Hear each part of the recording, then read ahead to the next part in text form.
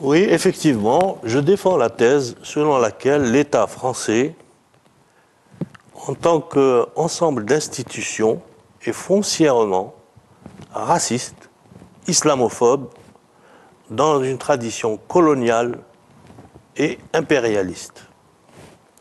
Comme on dit dans le langage courant, celui qui n'a pas de preuves est un menteur. Eh bien, je vais donc illustrer mon propos par un cas précis qui met en jeu des acteurs institutionnels de l'audiovisuel, de l'appareil judiciaire, de l'appareil exécutif sous majorité socialiste, sous majorité UMP. Il met en cause aussi l'appareil législatif et enfin l'appareil médical. De quoi s'agit-il? Eh bien, cette affaire concerne l'émission islamique du dimanche matin. Cette émission, selon la loi française, ne peut pas être programmée par l'État lui-même, puisque l'État ne se préoccupe pas légalement du contenu des émissions cultuelles. Pour cela, une association a été créée qui envisage, qui programme, qui illustre le contenu de cette émission au long cours. Mais derrière cette association de musulmans, on trouve le ministère de l'Intérieur. Et au ministère de l'Intérieur, l'équipe qui suit le culte islamique dans le service des cultes est 4 fois plus nombreuse que l'équipe qui suit le culte israélite ou le culte catholique ou le culte protestant. Bizarre. Le culte catholique représente plusieurs dizaines de millions de fidèles. Et il y a moins de personnel qui suit ce culte au sein du service des cultes du ministère de l'Intérieur que le personnel qui s'intéresse, qui flique l'islam.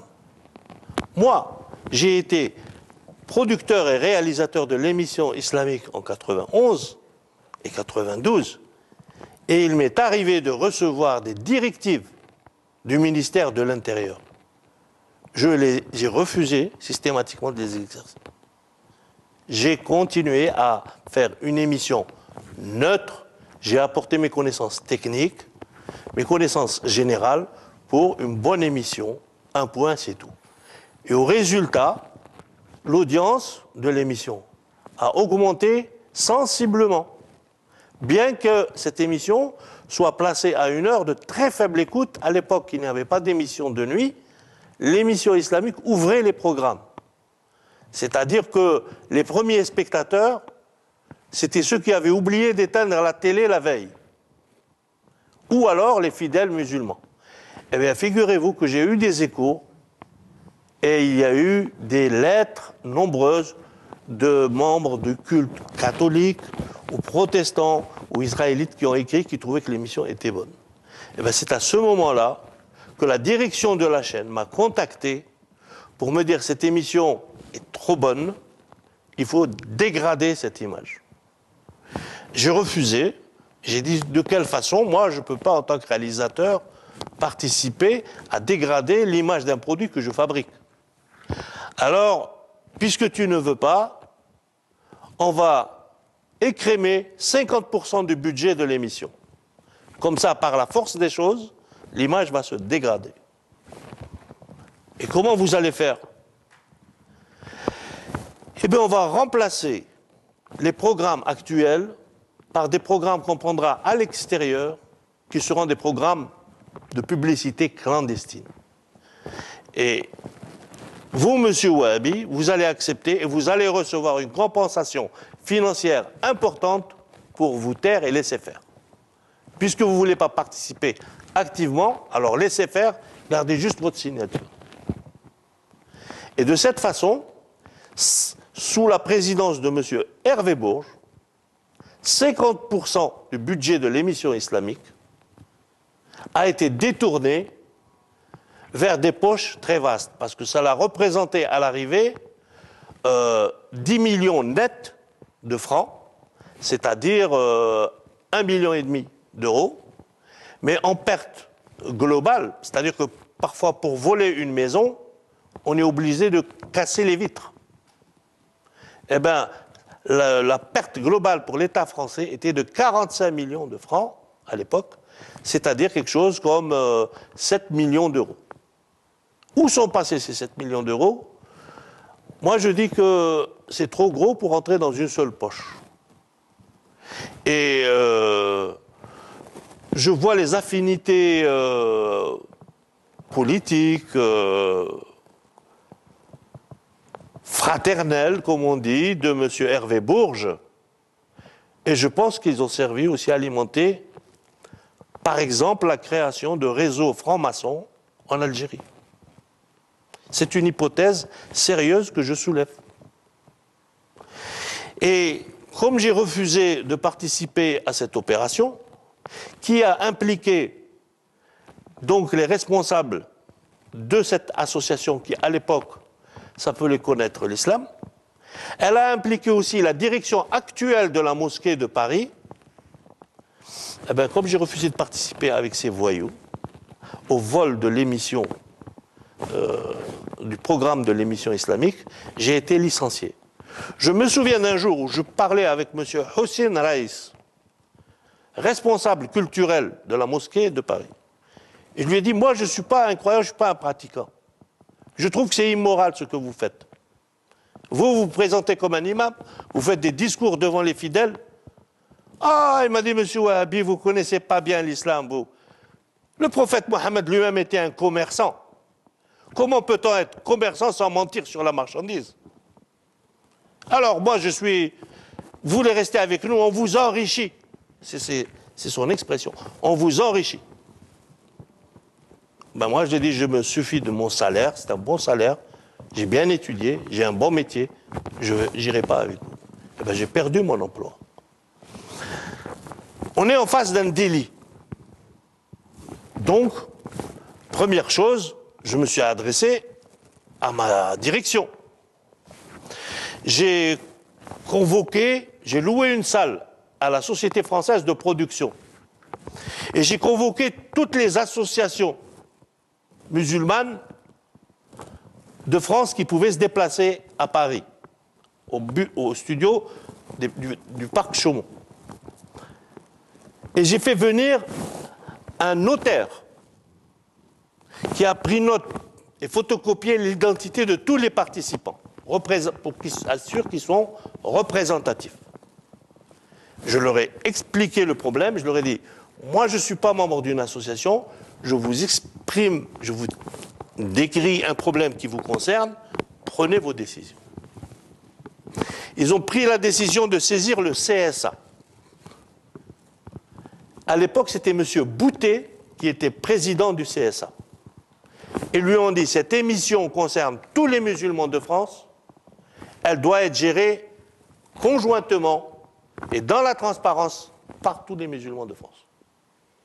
Et nous ne voulons pas que cette émission soit détournée par le biais d'une société privée vers des programmes de publicité clandestine. M. Boutet a botté en touche. Il a dit que c'est une décision qui revient à la chaîne, c'est-à-dire à M. Hervé Bourges. Premier complice, le CSA. Voyant ce blocage, ils se sont adressés au tribunal administratif. Et c'est considéré comme incompétent. Moi, pour mon licenciement, je me suis adressé au tribunal des prud'hommes d'abord. Et au tribunal prud'hommes, il y a eu désaccord entre la partie patronale et la partie salariale. Donc ils ont fait venir un magistrat professionnel pour statuer. Je dis ça parce que au magistrat professionnel, il a été dit que j'avais été licencié parce que j'avais refusé de marcher dans un détournement de fonds publics destiné à l'émission islamique de France 2. Moi, j'ai reçu une bonne somme pour l'époque.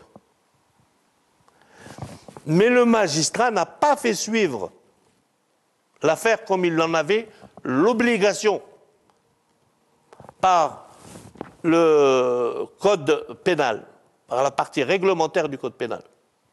Il n'a pas fait suivre l'affaire. C'est-à-dire qu'ils ont bouché, excusez l'expression, la gueule qu'il ouvrait trop, et ils ont laissé se perpétuer le vol. Et je précise que là, au moment du procès, on était au début de l'affaire. Ils pouvaient l'arrêter. Ils ne l'ont pas arrêté. Alors je me suis adressé au parquet. Le parquet a botté en touche. Non-lieu, non-lieu, non-lieu, non-lieu. Vous n'êtes pas habilité à soulever ce problème, mais même si moi je ne suis pas habilité à le soulever, vous, monsieur le procureur, vous êtes habilité à poursuivre. Et si j'ai subi un préjudice du fait d'un préjudice à l'État, je suis donc une victime indirecte et j'ai le droit de me plaindre. Non. J'ai porté plainte contre le procureur de la République de Paris, M. Jean-Pierre Dintillac. L'affaire n'a jamais été jugée. Comme quoi, M. Dintillac avait déclaré, même le président de la République, M. Chirac, n'est pas au-dessus des lois. Mais visiblement, lui, il était au-dessus des lois. Puisqu'il a refusé de juger des voleurs, et ses copains ont refusé de le juger. Je précise que M. Dintillac siège maintenant à la Cour de cassation. Donc l'appareil judiciaire, faillite. Pourquoi cette faillite? Parce que cela concerne le budget de l'émission islamique de France 2. Parce que l'objectif est de dégrader l'image de l'islam dans l'audiovisuel public français. Alors on va s'adresser aux législatifs. J'ai eu au téléphone M. Jean-Louis Debré. Je lui ai dit, monsieur, l'affaire bloque là, je vous demande de constituer une commission d'enquête. Oh ben dans l'affaire étant devant le judiciaire, je ne mettrai pas de commission d'enquête. Or, dans l'affaire d'Outreau, il y a bien eu une commission d'enquête parallèlement à la procédure judiciaire. Mais pour les musulmans, ça ne marche pas. Pourtant, ils considèrent qu'ils sont 5 millions. Moi, je pense qu'ils sont le double. Et l'absence de statistiques me donne plus raison à moi qu'à eux. Donc, le législatif botte en touche. Je saisis le député Thierry Mariani, du Var, de l'affaire. D'abord, j'ai écrit à tous les députés. M. Thierry Mariani a réagi. Il m'a dit, je vais poser cette question en question écrite au gouvernement. La question est posée. Le ministre Jean-Jacques Ayagon, il botte en touche. Il n'y a pas eu d'affaire. S'il y a eu une affaire, elle est en voie d'être réglée.